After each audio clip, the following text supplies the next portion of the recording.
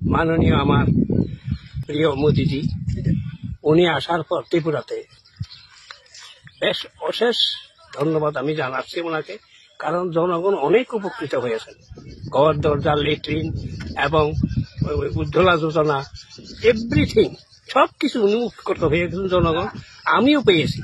আমার একটা পুকুর কাটিয়ে দিয়েছে, লেট্রিন দিয়েছে, ঘর দিয়েছে, আমার বার্ধক্য ভাতা দিয়েছে এবং বাড়ির কাছে সংলগ্ন যে রাস্তাটা এটা সোলিং করে দেওয়া হয়েছে।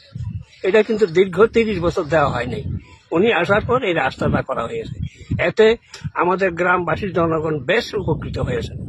কারণ অনেকে ইন্দে আসা যাওয়া করতে গিয়ে মাটিটা খারাপ ছিল, অনেকে ব্যথা বুথা পাইতেন, আসার উঠার ভাই। এখন বেশ স্বচ্ছন্দে মানুষ আসা যাওয়া করে, কোনো রকম অসুবিধা নাই। আমি আশা রাখি সামনের এই 19 তারিখ ইলেকশন নেই, 19 তারিখ ইলেকশনে এই লোকসভার যেমন উনি বিপুল ভোট এবং 400-র উপরে যেমন উনি জয় জয়কার হইয়া ভারতবর্ষে আবার প্রধানমন্ত্রী